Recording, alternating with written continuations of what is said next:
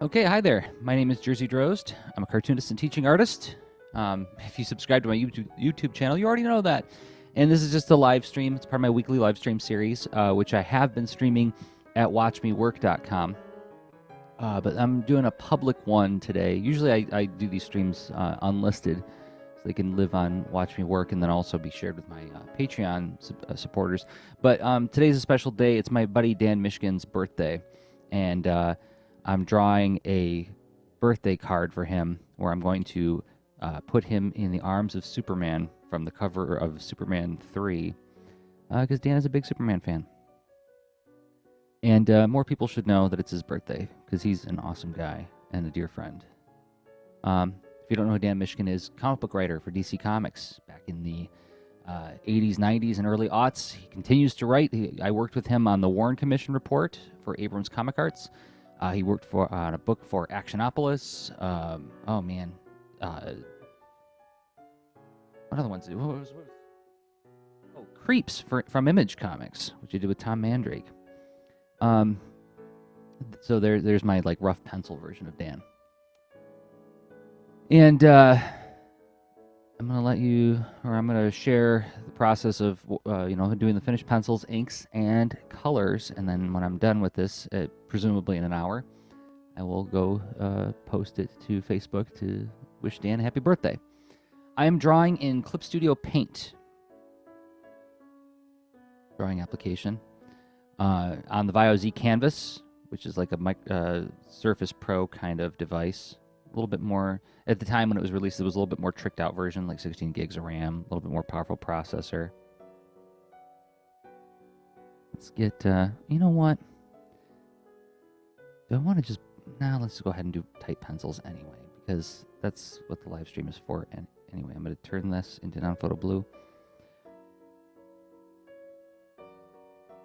And let me make sure that, if people are notified on YouTube that I'm streaming,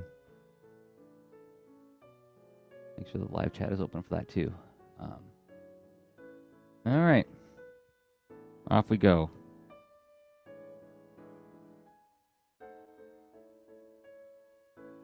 So yes, this began with a bit of a trace over Richard Pryor on the cover of the movie poster, but I made some modifications to make it match Dan's anatomy. Dan has very long legs, so.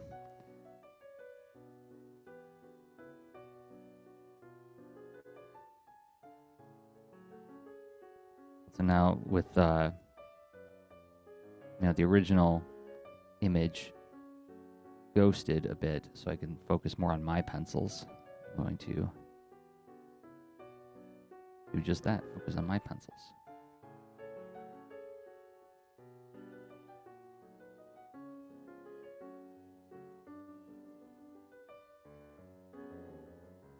Make it look like Dan's got a really shaggy beard. I don't want it to be too shaggy.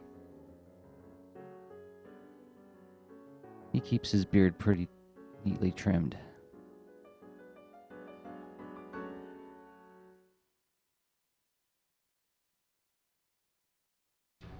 Last year I did a drawing of him as an Apollo astronaut,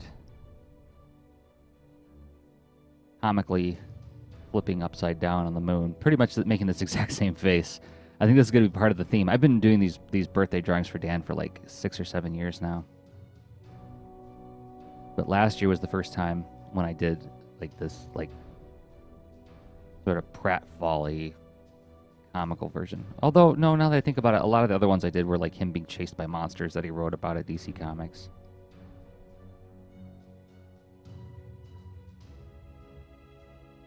Nibiros from Blue Devil. He co-created Blue Devil. That's another one he's famous for. Amethyst, Princess of Gem World, one of my favorite comics of all time. On my blog. On the Comics Are Great website, years ago I posted an essay on like why everybody who loves comics should read Amethyst, because I do think it's a masterwork of comics storytelling.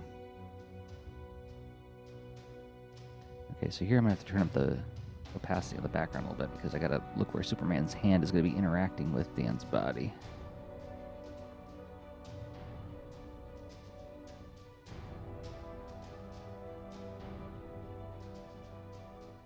And now I'm going to make as much of his clothes as possible do what Richard Pryor's clothes did, because in order to integrate him into this background, I'm going to have to digitally recreate some of the background elements.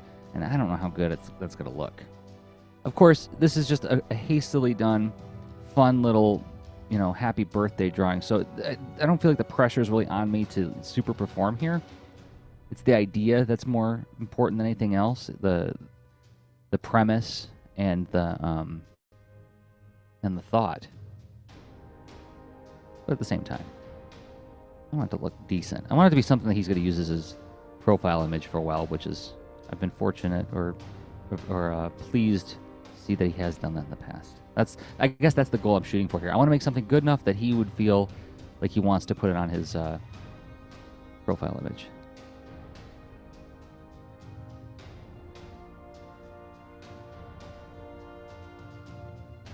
Okay, now I can turn.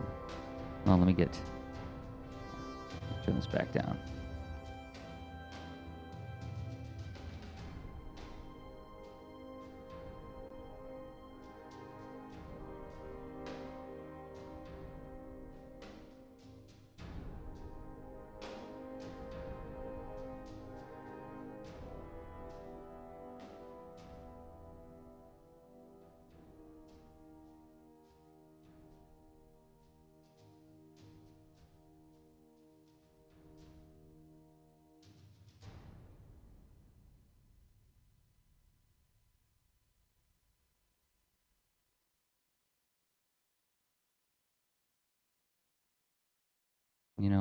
I don't know if he wears New Balance shoes or not, but he's older than me, so he does. Although I have New Balance shoes as well. They're very comfortable.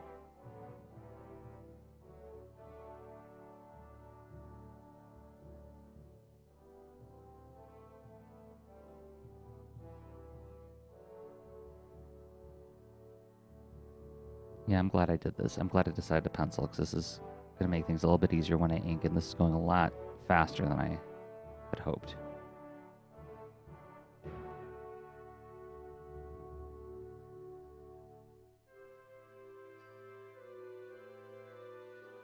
Man's arm, so Dan is reaching around him. Okay.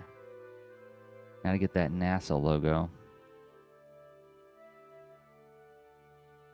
How else will I show that Dan is a bit of a NASA nerd?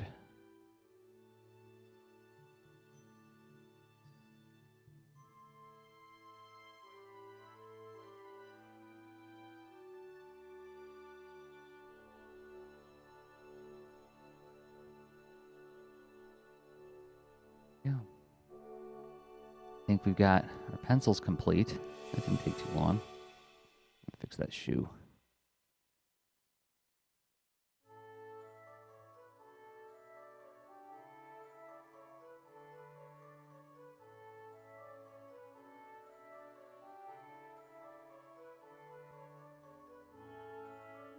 All right. Now for some inks.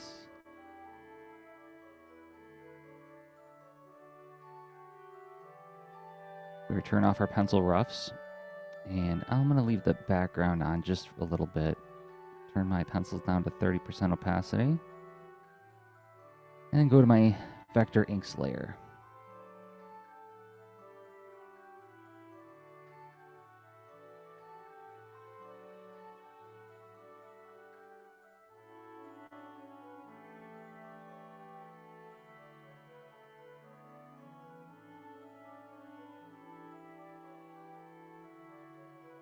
I'm having the darndest time with hands lately.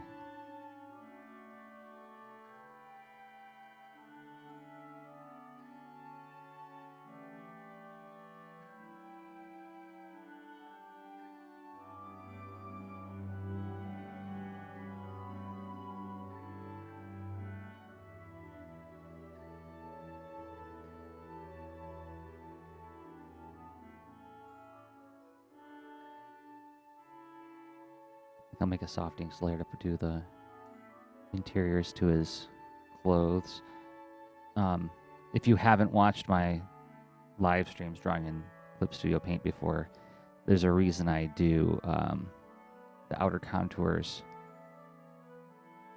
on a vector layer and then do the interior details on a raster layer. I'll show you in a minute as soon as I finish these inks.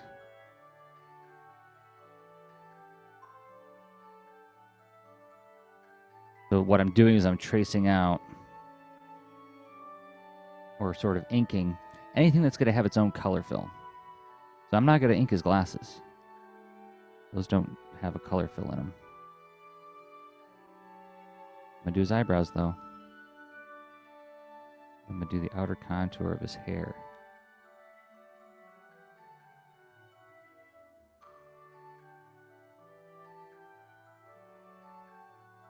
So.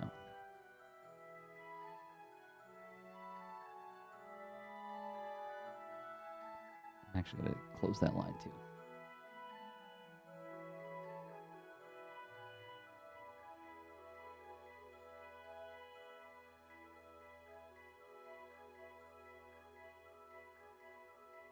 I can always mask out that stuff after the fact.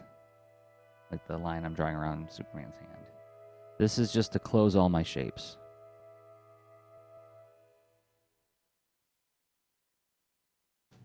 There we go. Now for this NASA logo.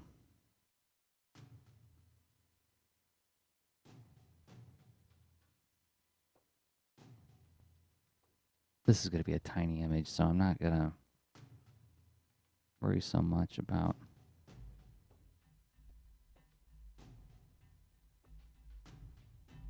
getting the circle exactly perfect.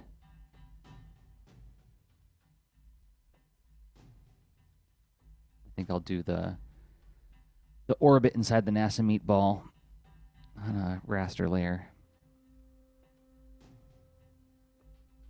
Go.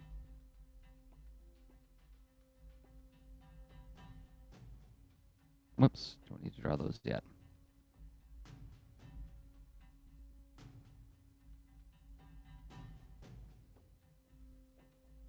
Oh, hey Ashley. No, this is a personal thing.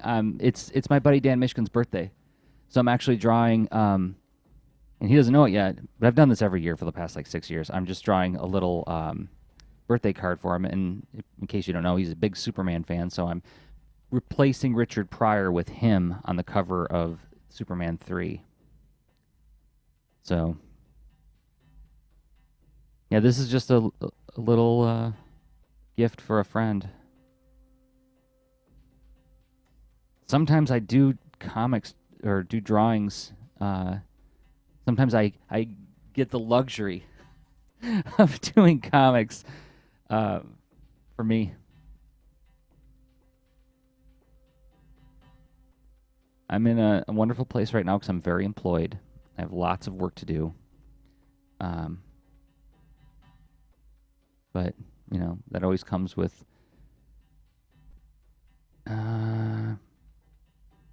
its downsides too. Yeah, you know, it's like super intense right now. But I don't want to let it turn me into some kind of machine that forgets to be thoughtful for his friends. Although I sometimes fail at that. There are times when I realize that, oh my goodness, my friends are the ones who always have to reach out to me.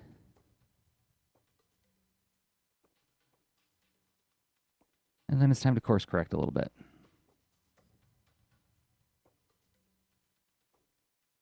Yeah, Dan deserves it. I mean, besides just being like a writer whose work had a profound influence on who I became, and being a good friend, I mean, he works really hard on the Ann Arbor Comics Arts Festival.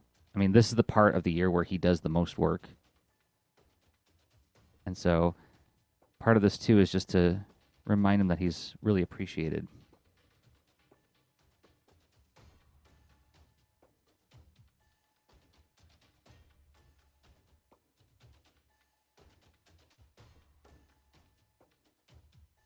This is going a lot faster than I thought, which is good because I know that when I integrate this with the background image, with the original poster art. That's going to be tough. All right, time for what I call the soft inks. That was all inking on a vector layer. Now I'm going to make a raster layer, and I'll call this soft inks. And this is inking. This is the inking that I do on the interior shapes.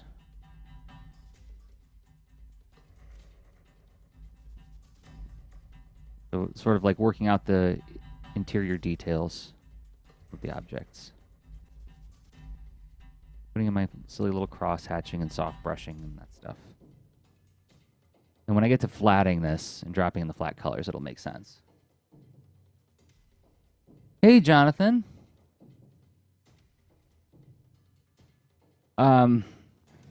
Yeah, I've been doing these weekly live streams on Watch Me Work, and most of the time I leave the YouTube feed unlisted out of deference to, because I'm helping Watch Me Work like try out this new platform for live streaming and work sharing.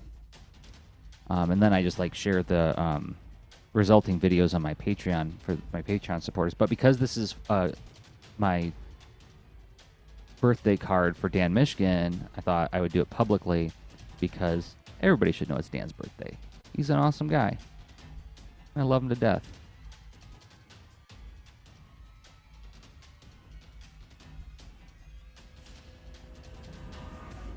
So I'll back out as soon as this is done. I'm done inking the interior details, and we'll take a look at how well it integrates into the piece. So there's pretty much the finish. Oh, got his shoelaces. Here we go. Bump, bump, bump. Bump, bump, bump, bump.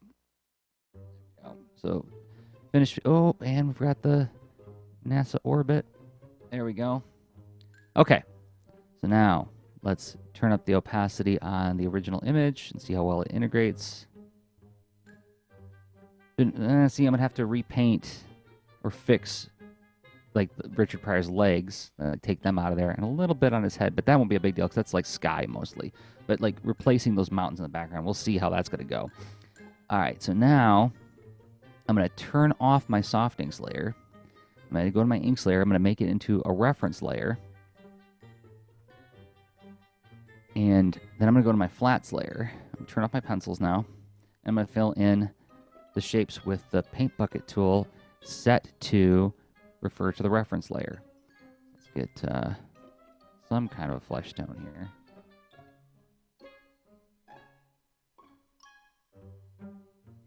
And what the reference layer does is it acts as if the inks layer is on the flats layer where I'm currently working, right?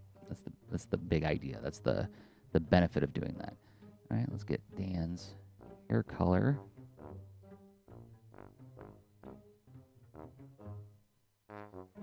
Oh, Christopher Reeve Superman. Actually, he's silver-haired. All right, and then shirt. Again, I'm not going to be terribly precise about this because this is just like a fast little goofy, like, happy birthday thing. NASA shirt.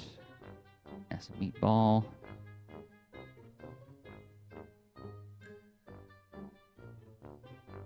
Yep. Oh, for goodness sake. I'll have to do that one by hand.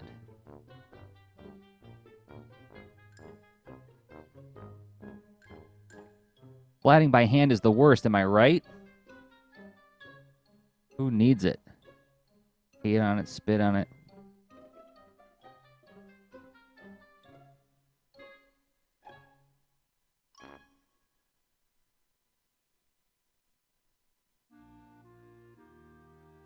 All right, then let's get white for the interior letters. Boom, boom, boom, boom, boom, boom, boom. That's as zoomed in as we need to get for now. All right, so browns for the belt. Boom, boom, boom. Gray for the belt buckle. And then some jeans colors. Let's get...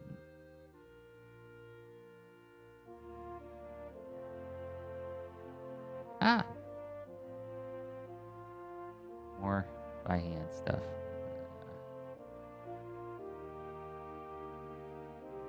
I don't know about you guys, but I have noticed that in recent years I've become so incredibly lazy when it comes to finishing these drawings is just try to find whatever shortcuts I can. And so, like, when I have to do something, like, with my actual hands, besides the actual drawing part, I'm like, what am I? Some kind of commoner?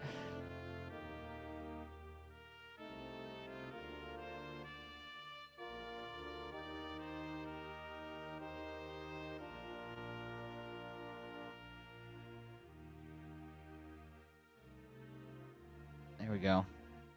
Whoop. Got his mouth. Boom. And let's reflat that beard. And the teeth. Boom. Gotta flat everything because when I integrate this with Superman, can't have anything showing through. All right, so now we can see when I turn this back on, that's what made that flatting go so fast, was that I didn't have any of those internal details for the paint bucket to interfere with. Now let's turn on our background layer. Let's shut off non-photo blue. And now to integrate. Now I'm going to group the Dan drawing into its own folder because I want to run a mask on it, and I want the mask to interact with everything.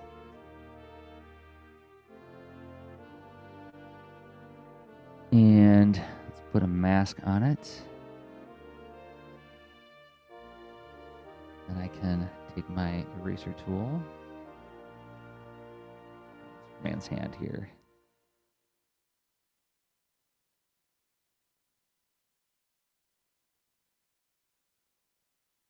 And I think I'm going to have to rasterize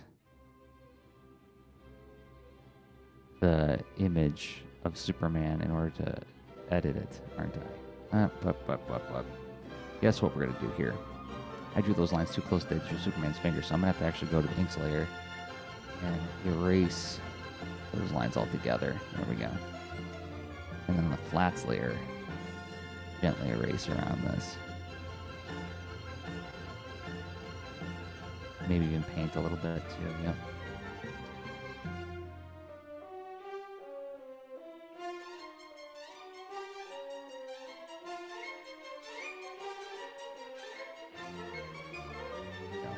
A little bit better. A bit more. Right there. Okay. Now, I think what I'm going to do first, I'm going to actually do the background stuff and try to fix it. And get rid of Richard Pryor as much as I can out of here. As much as I love the guy. Before I do the shading on Dan. Shading will be super easy.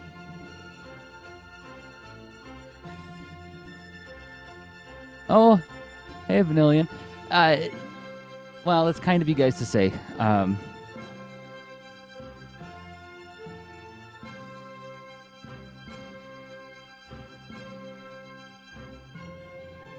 one copy stamp.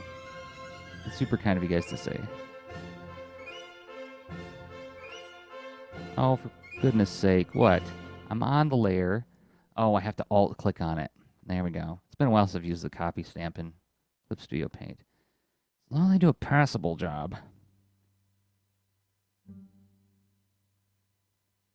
Like I said at the top before a lot of you guys got here, my real goal with this, and this is where maybe I'm a little less sweet, a little more of a regular human being. I just want something that he likes enough to turn into his social media avatar, right? That's sign of success for me. Oh, he loved that one. And this happened last year. I did a drawing of him. I've been doing these drawings of Dan for last 6 or 7 years. And last year I did one of him as an Apollo astronaut bouncing around on the moon.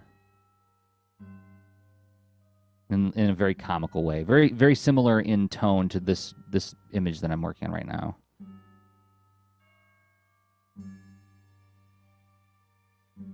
Ah, no. Don't you hate it when you do copy stamp? And start copying the wrong material?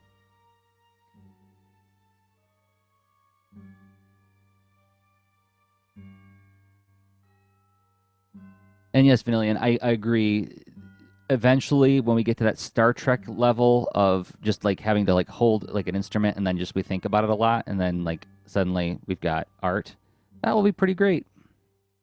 Although I would submit that part of the fun is getting lost in it, which is harder to do when you're talking and streaming live. But I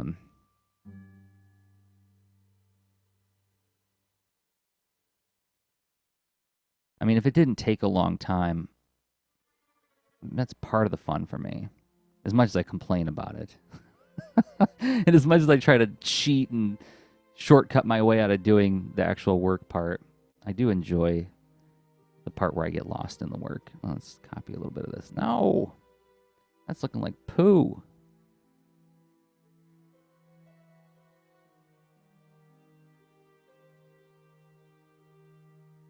I mean, like, what's better than when you get into that flow state for a nice long time and like you wake up from it and you like realize that like, oh my gosh, it's been 6 hours I've been doing this.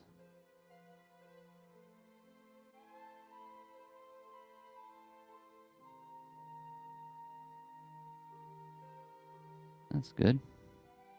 That's reasonable. Can we blur it? Let's blur it. Whoop, whoop, whoop, whoop.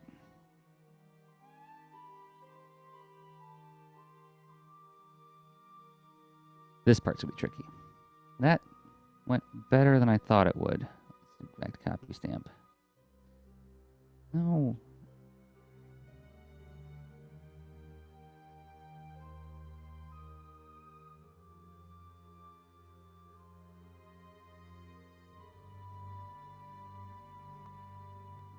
And then we got to get rid of here, there. Perfect. I think Dan is covering up Richard Pryor over there. And then gotta do this part will be super easy, right? Boom. La la la la la la la. Yay, it's like it was never there. Nope, that didn't do it.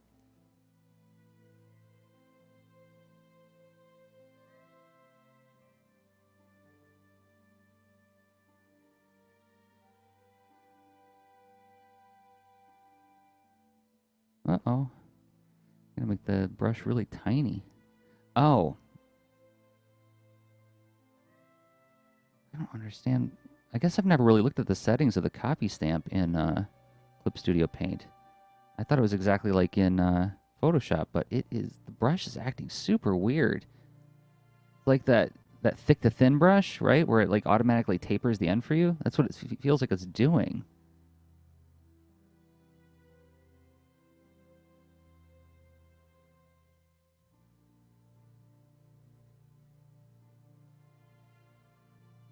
I agree, Vanillion. Yes, the fewer things that get in the way between what you want to do and how you can accomplish them is awesome. And I mean, that's one of the things, and I'm sure you've found this at least to be a little bit true. I mean, correct me if I'm talking nonsense here, but you know, as you level up, that tends to be the case because you're not wrestling with it as much anymore.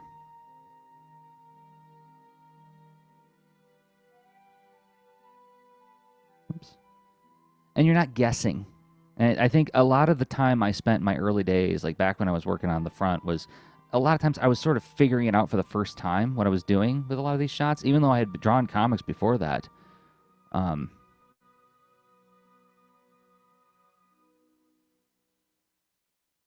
There were a lot of shots in that book where it's like, I've never tried this particular one before, and like you're sort of conquering those things for the first time. So there's a lot in the way in the beginning. At least it was for me. Goodness gracious. How about this? There we go.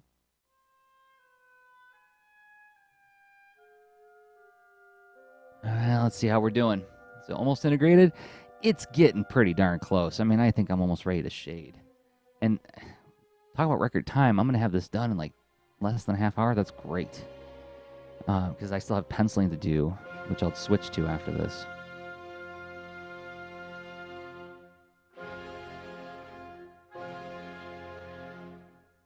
Break out that blur tool a little bit right there.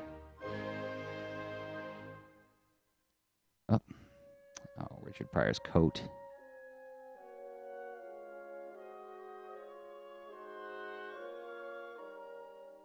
And I'm going to have to break out the blur tool for this. My copy stamp mojo is not super awesome yet. back when I was in my 20s and I worked at a real estate magazine. It was one of my day jobs I held down before, fortunately, getting to the point where I can draw comics full-time and teach full-time. Part of my job was to it was for like a real estate magazine. In other words, like house hunter magazines, right? And so a lot of times it'd just be like a grid of houses with a red background. That was like, and I was working in Quark Express, if anybody remembers that design software before InDesign came along. I'm gonna duplicate my flats layer, call this colors. And I remember sometimes the real estate agents would take pictures of the property, but there would be like a moving van in front of the house, or there would be a car parked in the driveway, and they would come to me, and this was like way back in like 2000, and they would say, you know, they meant well, but they didn't understand anything about like the technology that went into what I did, and they were like, well, can you just like get rid of the van and then zoom in and enhance, right? And I remember having to patiently explain to them, no, we can't do that yet. And then there was an instance where they were like, well, can't you just like scan a document and then just like tap on the letters and find out what font it is? Which supposedly I think we can actually do now, but back then that was like magic. Like, what are you talking about?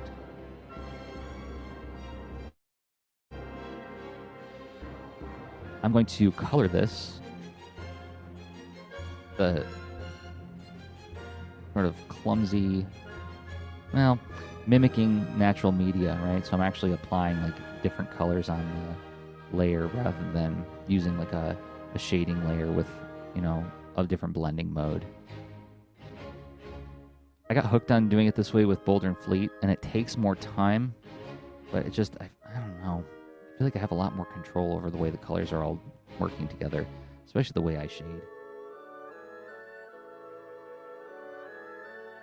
Yeah, actually, it was basically they were doing the movie image editing kind of thing with me, and so like whenever I saw that on TV, yeah, it was like, ugh. Like, yeah, I know those guys, and I know why they have those ideas now.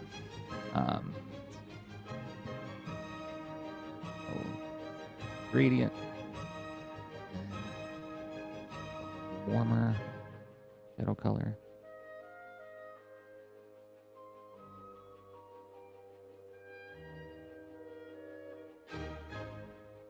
By the way, in case anybody's wondering, I am working on, I think it's in the description, I'm working on the Vaio Z canvas. This is another one of those things where, like, back in 2000, I would have done a lot of things to get my hands on a piece of hardware like this. This still, because of the time I grew up in, this still feels like a magical piece of technology. I'm drawing right on the screen. And the thing, like, fits in my backpack or my shoulder bag. Is that really a thing, Vanilla, in the Red Dwarf show? Uncrop. Oh, that's amazing. That is perfect.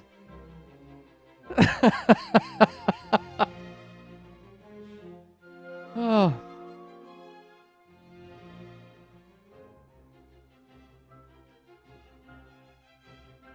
That joke was written by somebody who experienced the pain that graphic designers experienced in the early to mid 90s. Well, and even today. I mean, there's always going to be somebody to whom this stuff does seem like pure magic.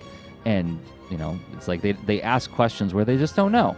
And here's another reason why I'm doing this thing for my friend Dan, is when I was working with Dan on the Warren Commission report, one of the things I love about him so much is he was the writer, and I was doing half of the art and all the coloring and lettering. And I did the layouts for the entire book, too. So I was, like, you know, piecing together all of the art digitally. Ernie Clone would give me, like, drawings that he did on regular pieces of paper, some things that he did in Paint Tool size, some stuff he did in Clip Studio Paint, some stuff he did in Photoshop. And I had to, you know, match it up and make it work with all the elements that I drew. And so Dan saw this stuff coming together, and so he started to, like, you know, realize that there's a lot of flexibility in his pages. Like, we can change stuff well after the fact. And I assured him that we could. But he was still careful to say, whenever he asked, like, I don't know if this is my ignorance and magical thinking, at work, but can we do this? Let me know if we can't. And just that little thing, that little acknowledgement went a long way to winning my trust, you know? I was like, yes, yeah, I know I can talk to you like a human being about this, and I don't have to explain it to you 5 different ways in order to make you understand. You trust me that I will do what I can to make this thing work, and I trust you that you're not going to ask for something impossible, or if you do, I can tell you that it's impossible. And Dan never asked for impossible things. He always asked for totally feasible, doable things.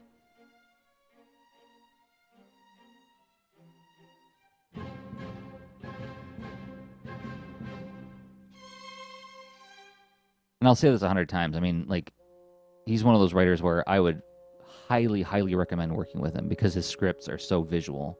Like, you really see the picture in your head when you're, when you're reading his scripts. Like, doing the layouts was very easy, comparatively speaking. I've worked with scripts where I have to really think hard. Like, what do they want here? With Dan, it's like I just reading it, I saw the page in my head.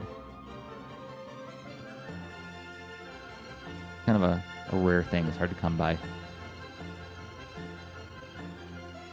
I'm not sure I could do it, right? I'm so used to just writing for myself and just writing straight to thumbnails. I'm not sure I could actually write a script that paints a picture.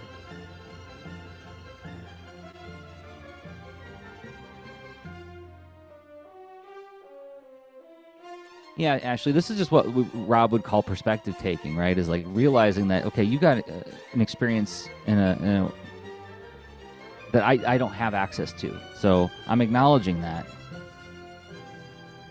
Okay, there we go. Looking all right.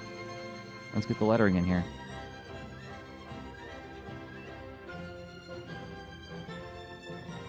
And you know what? I'm going to save real quick. Yesterday, I had a heartbreaking experience where I was teaching a youth class. So these are 9 to 12-year-olds. They were learning Clip Studio Paint, as a matter of fact. And I tried to convince them. Oh, I didn't do Dan's shoes. Let me do his shoes real quick. I tried to get them in the habit of saving often. But still, they're kids. They haven't had that experience yet of having, something lock up on them when they're when they put 2 hours of work into something. So, sometimes that lesson needs to be hard won. And one of the kids was working on a Mac where it was plugged in, but the power strip wasn't on. And so she's in the middle of this drawing. She's working really hard on it, and it was coming along great. And all of a sudden, the Mac just died, just like boom, no power. And I came over to find out what the matter was, and I saw it, and I was like, "Oh, kiddo, I'm really sorry," And she just put her head down on the table. I'm like, "Yeah." And it wasn't just heartbreaking because it was a sad kid. It was heartbreaking because I knew exactly what that felt like. Like, oh, this sucks. And you know what? I can commiserate with you, but it doesn't make it come back.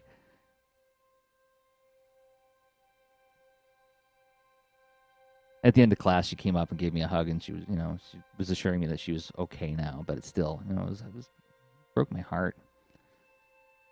Okay, I'm going to lock the transparent pixels on my soft inks. Now I'm going to go to the orbit on the NASA meatball because it is white. There we go. Good. Now I can do the happy birthday text. And we're going to use a nice bright red for that. Nice big brush. Ooh, too big. I'm just going to freehand it.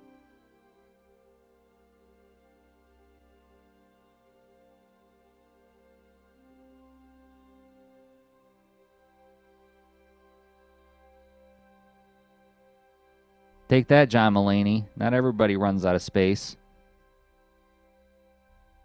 And let's make a copy of this. And let's lock transparent pixels. And give it a fill of black. And let's nudge it. Boom, boom, boom. Boom, boom, boom, boom, boom, boom. Let's lock the transparent pixels on this one. And let's choose a little bit of a brighter red and put a gradient on it. Just to make it pop a little bit more. You know what? I'm wondering if that red needs to be something else. Maybe I need to make it green. Let's try green. Need to be blue?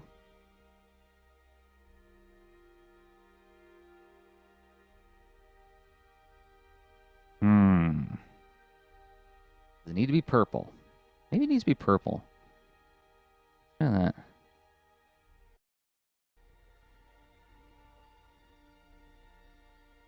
Let's nudge this down a little bit more.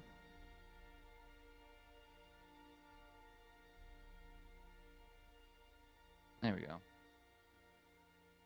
And save. And Dan's birthday card is done. So then what I can do is go back to, let's see how much time I got left. I got 20 minutes left. I'm going to go back and finish this page of rockets that I had started earlier today. Again, this is Clip Studio Paint. Now I have to draw or ink a bear in a bowl of oatmeal. Turn up the visible. Can you see that okay?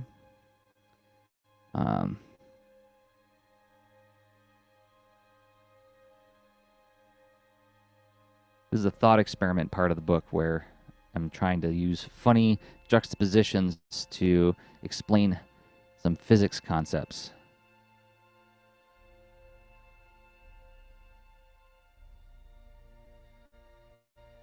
So Anne and I were trying to sort it out. It's like, well, we got to talk about like the difficulty in trying to pinpoint rockets, right? So like rocket-assisted arrows called fire arrows. But you know, you start to fire off anything with rocket propulsion without any kind of guidance, it goes all over the place, right? Just like letting the air out of a balloon. You know, you release the balloon, it goes flying all over. So trying to demonstrate that principle.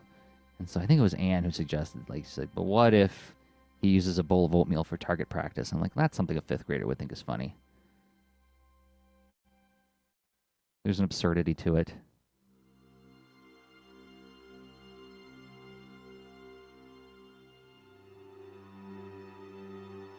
Plus, oatmeal is one of those foods where it just funny. There was actually years ago, I forget what magazine it was in. There was a magazine interview with several of Jim Henson's Muppets, and I forget what it was. Like the same questions for everybody, right? It's like, what's your pet peeve? What's your favorite kind of day or whatever? And Kermit and Piggy all answered it their own ways. But then they got the Gonzo, and every one of his answers was oatmeal. Like, you know, what's your desert island book? Oatmeal. You know, what's your favorite kind of afternoon? Oatmeal. There's something kind of absurdly subversive about it. It's the kind of thing that, again, I think of the kind of kids I teach. It's totally something they would do to me. I had a class once where the kids, and I know I've told the story a bunch of times on my podcasts, but I was trying to guide them through a lesson, and this one kid, like when I was asking for examples of things, he just kept saying mustaches, and the kids all thought it was hysterical that he kept saying mustaches. And so I asked them, I was like, well, you guys want to do a lesson or do a comic about mustaches? And they're like, yes. I was like, all right, we're doing a comic about mustaches. I worked with it. Background layer.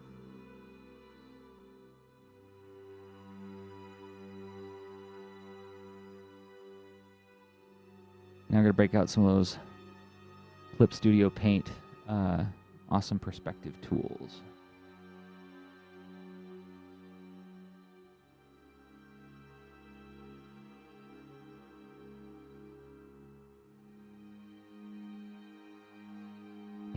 And yeah, it looks like I only did 1 point perspective on that table.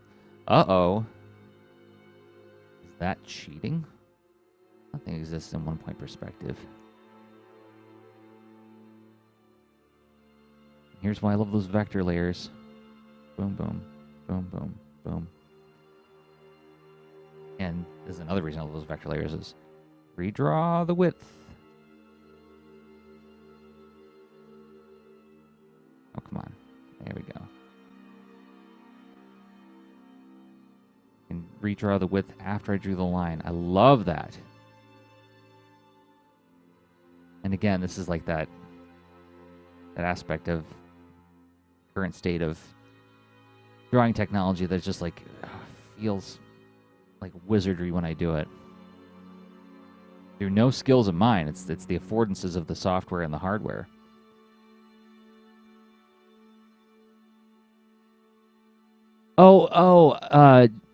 Jonathan, have I downloaded any brushes and things from Clip Studio yet? Okay, so I tried to. This is the caveat, though, is that I'm under a really tight deadline right now, so I didn't really like when they released that update with the new Clip Studio sort of software thing where you can like have like a bank of materials and like it's also like a marketplace for materials, right? I downloaded some stuff that looked interesting, but I didn't know how to install it, and I didn't really have time to monkey with it. So I was like, okay, filing this under, we'll look into how to do this later. Did you see that? I just moved a line with the nudge tool. God, love this. When I think about the days when I was inking everything on Bristol, and I still miss doing that. When I do my warm-up drawings on Bristol, it's just refreshing to get back to that. But just the goofiness of what's going on? The goofy things I had to do in order to draw something as simple as this, and like how I can. There's no such thing as making a mistake. Because I can just like, oh, see how that line's crossing over? I can just move that line. Whoops, moved it. Vector eraser, get rid of that. There we go, boom. So everything's so fast. And again, this goes back to what we were talking about earlier. About getting out of my way so I can do the darn drawing. Right, special ruler, concentric circle.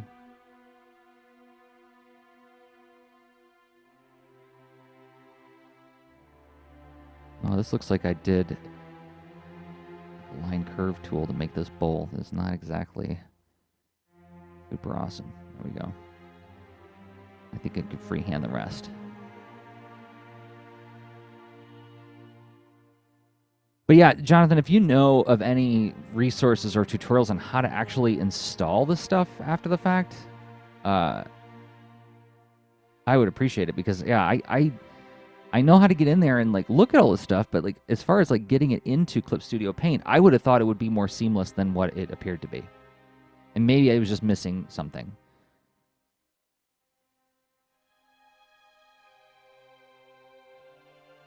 Turn this one back on.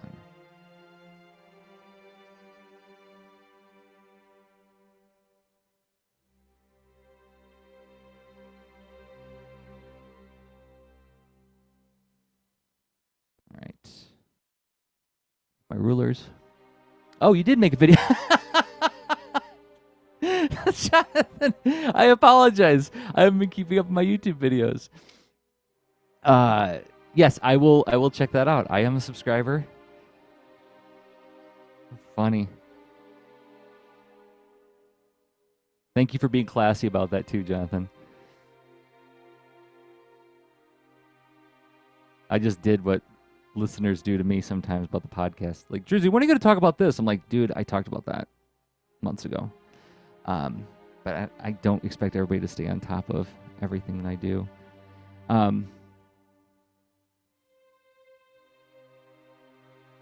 Yeah, trying to flatten Photoshop. I mean, flatting was just such a beast when I did everything on paper. And now that if you saw how quickly I flatted that Dan Mishkin thing, like it's just like I just take the paint puck and bam, bam, bam, and it's just done. Flatting used to be, and I remember talking back when I used to do the art and story show, I would actually kind of talk it up as, well, this is kind of like a meditative, contemplative part of the process. It's really tedious, but it's like a way to get up close and personal with the paper and like really look at what you've done. I think that was me just trying to put a silk shirt on it because it was tedious. It was like an hour or more to flat a page. And now it's like, I mean, even these rocket pages, I think I flatted one in maybe 15 minutes, maybe? I think it took less time than that, though.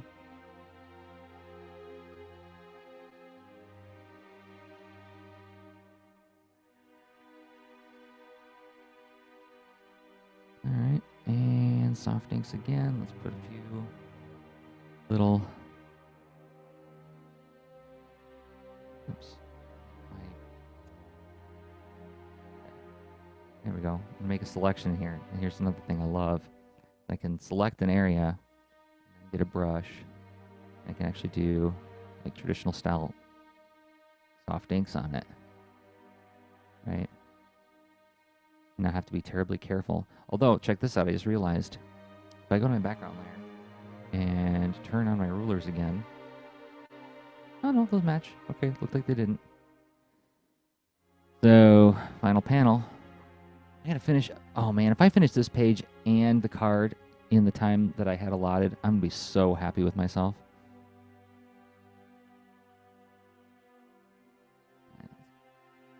Wrong ruler. Their 1 point perspective. Get that horizon line in there. No, the horizon line is here.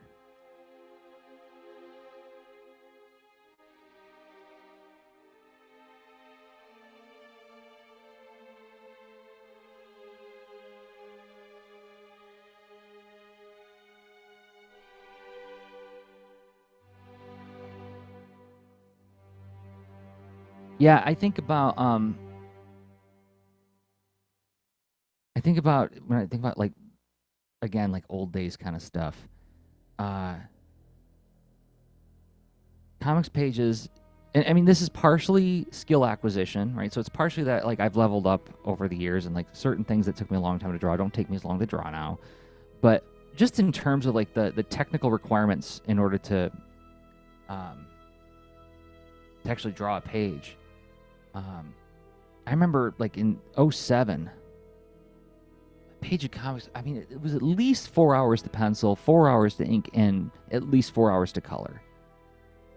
To put in perspective, I mean, like it's maybe half or less to do that now with these tools. So anybody who says like, oh, but you don't have original art anymore, I'm like, I don't care.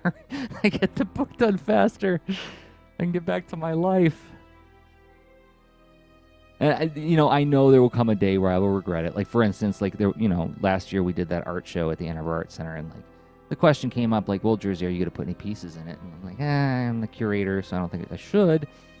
But I could because it was an invited artist show. It wasn't a juried show where people could apply, so like there was less of a conflict of interest if I had my stuff in there. But then I thought, and I was like, I don't have any like art that I can put in a frame that's original art, like that's after 2010, I don't think. Let's get some shading in there.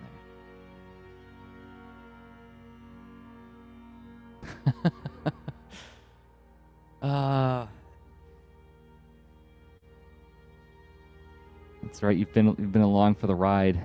While I've been slowly trying out different things. Yeah, I remember it was. God, it was.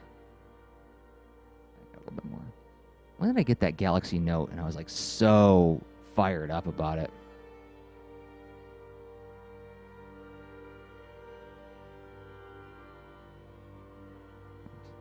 Am I on the right layer? Like 3 or 4 years ago, right?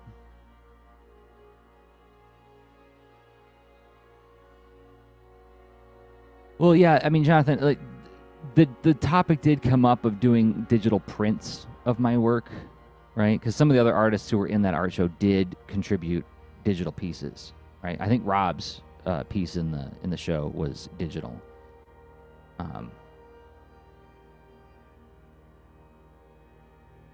And yeah, like some kind of wall displays that are like screens. But I don't know. And I'm going to say this with the caveat that this may be me just being old guy. But there's something about in a piece of original art on paper that makes the process a little bit more apparent. Like, so like I went and saw the Bill Watterson exhibit at the Billy Ireland Museum a couple years ago. And it was fascinating to get up close and see what he erased, what he changed, what he pasted over with another piece of Bristol. And like while the process of the piece wasn't the point, it was baked into the exhibit, right? Whereas with a digital print, you don't get that. It's not as apparent.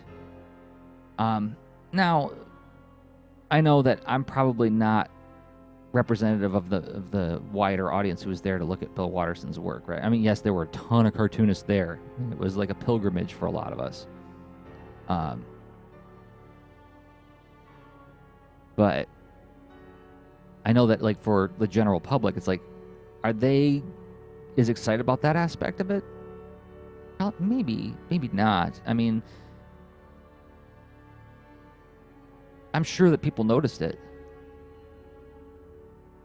But if the point was come see Bill Watterson's process, I don't know if that speaks to a wide audience. Come see Bill Watterson's art, certainly.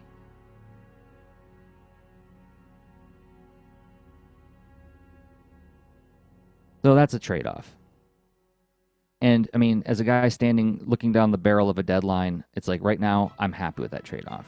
Will I be happy with that trade-off in 5 years? You know, like if this book like does super well and like, you know,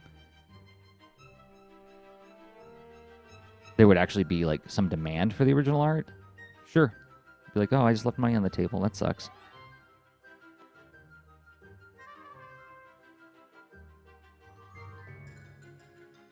But conversely, if this book's a hit and there's demand for the original art, then my assumption would be that there'd also be demand for me to make more books like it.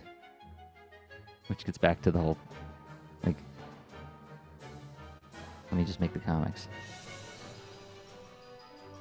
Oops, wrong layer. Oh, don't tell me I was on the right. Okay, no. Gotta go to my character softings layers to finish my bear here.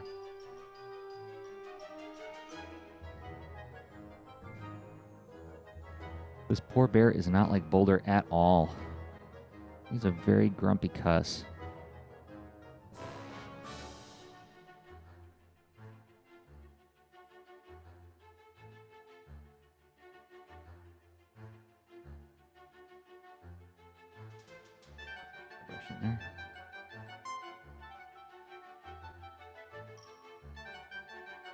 How much time I got? 6 minutes? I'm not going to finish this in 6 minutes, but I am going to finish this before I shut down the stream, because I do not have much farther to go, and I'm very excited about that. There are few things as satisfying as ticking off items on a overly loaded to-do list.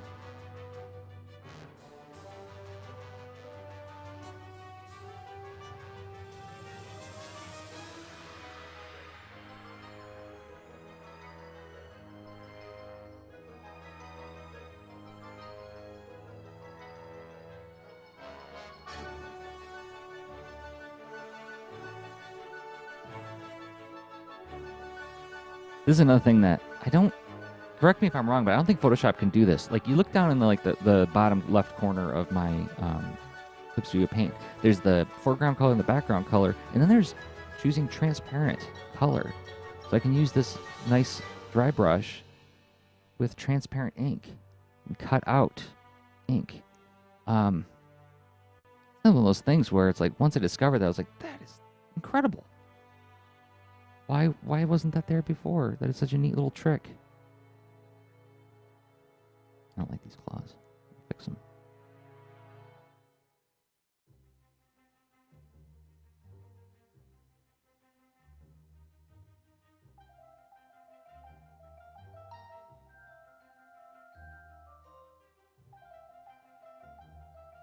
Oh, by the way, if anybody's wondering, these are the Ray Friendon Manga Studio brushes. And these are the dry brushes set. I bought the big pack from him, which had everything. But I mean, it's almost too much. I mean, it's so much. I don't have time to sift through them all and find out what's useful to me. But this is the brush that I discovered a couple years back after buying the set, and I used it to ink all of Boulder and Fleet. I love how it kind of mimics the look of a brush pen interacting with paper. It has just a little bit of dryness to it. And this is actually my modified version. This is the actual brush looks like this. So it's even drier. Like, you really have to crank hard to get an opaque line out of it. So I just like modified it to give it a little bit more opacity. So it's a little wetter than the actual brush. And then there's like an even drier one that I love using for shading.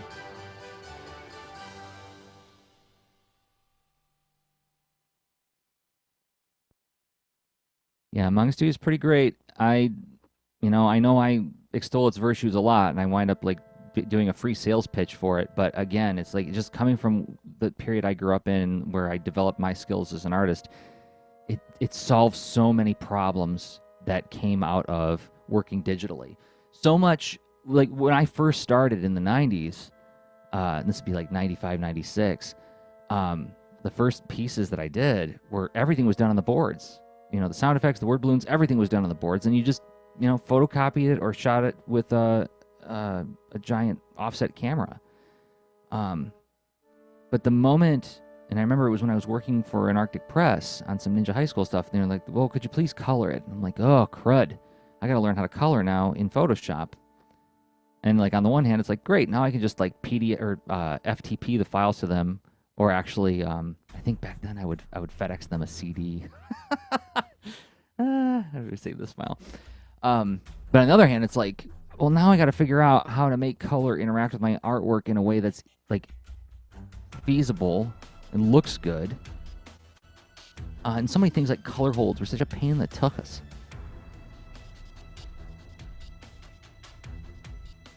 Being able to put the pieces that I want to do color holds on their own layer, so all I got to do is lock transparent pixels and hit fill. Like, just little things like that.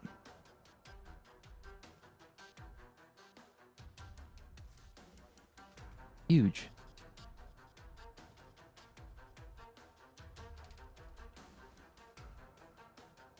But then, and I remember, and I think I've mentioned this in some other podcasts or streams, is I distinctly remember the moment I started understanding Photoshop and Illustrator, Adobe Illustrator. And this would be like 96, 97. I did like an illustration for the newspaper I worked at in Adobe Illustrator. And like that was where I felt like, oh, I get it now. I understand how the software works. I understand Bezier curves and all that. And I remember saying to my fellow designer friends, I'm like, why doesn't Photoshop and Illustrator like merge? Why can't you do both? Why can't I play with vector and raster in the same program? I'm like, oh, would that were true. Your lips to God's ears and all that. It felt like it was something was like an impossibility. And along comes Clip Studio Paint, and it just does it. Oh, I'm sorry that you can't find them, actually. I didn't do that many issues, actually. I did, it was in the Ninja High School regular series around the 70th issue mark. There was like 2 issues, I think 74 and 75, I did the entire issue. But then there was like a run where I just did, I drew backup stories. So there was a series called Hitomi, where it was one of the main character's sisters in Japan. It was sort of following her adventures.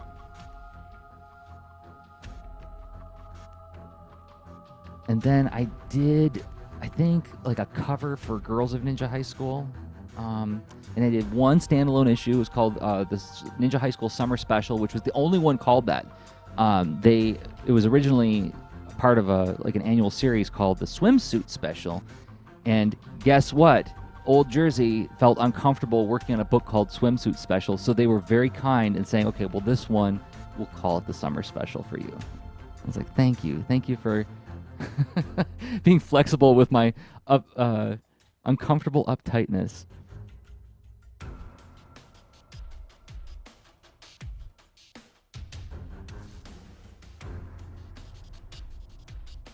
And then I think I did a piece for an issue of Gold Digger. No, it was a Gold Digger annual. I think I did like a backup, like fan story that got included. I don't know. I think actually one of those comic book database sites actually has my credits on all the books I did for them, because that was, Diamond mainstream books, so mainstream, quote unquote. So like that actually got documented someplace.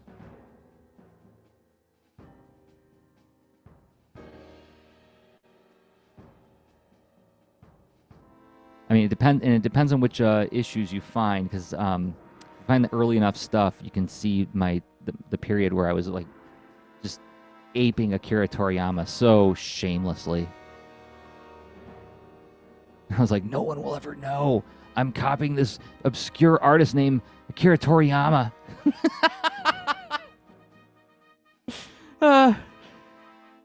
I don't think I was being that sneaky about it. It was more like, okay, I'm trying to understand this manga thing. I'm trying to understand how this art form works, and I'm just gonna like borrow from this guy as much as I can to try to make sense out of it. It was me sort of trying to reverse engineer the look and feel. And when you're doing that thoughtlessly the way I was, it becomes just straight up copying. You'll know it when you see it. When you see there's a couple issues where it's like, holy cow, Jerzy. I don't want to say I'm ashamed of it, but it's like I don't look at it and go like, oh, that was really amazing work. That was a kid trying to learn like really fast. All right. Did he do it? Did he finish it? There's the beginning of chapter 2 of Rockets. Let's save that page. And I finished only 2 minutes over. Only 2 minutes over. I don't think there's any sound effects to be done on here. Let me look at the script. I don't know if there's certain sound effects that I'm doing completely by hand in the book, and there's ones where I'm doing it in Illustrator so that the publisher can change it if they need to, if they want to translate it. But like there's certain ones where it's like I'm really guess what? I really care about the onomatopoeia. Yep. Okay, yeah, this one doesn't have any onomatopoeia. That's just the shove sound effect as that guy's pushing the bear out of the way. So I could do all that in Illustrator. So, all right. Oh, any updates to the new pages for Boulder and Fleet? Well, Boulder and Fleet is currently updating at boulderandfleet.com and on Instagram and so on, and on Tapastic. It's the short story that I finished last October. I've been serializing the pages from that. The one called A Friendly Game, which I did as an Inktober challenge. Since October, I have had very little time to think about Boulder and Fleet, sadly, for better or worse, right? I mean, it's awesome. I'm employed, but on the other hand, it's like, oh, my personal project is sitting on a shelf. What my goal is, what I'm hoping to do is, when I finish this book, jump into working on the Boulder and Fleet graphic novel that I wanted to sell, which I think I'm gonna just do it as a webcomic.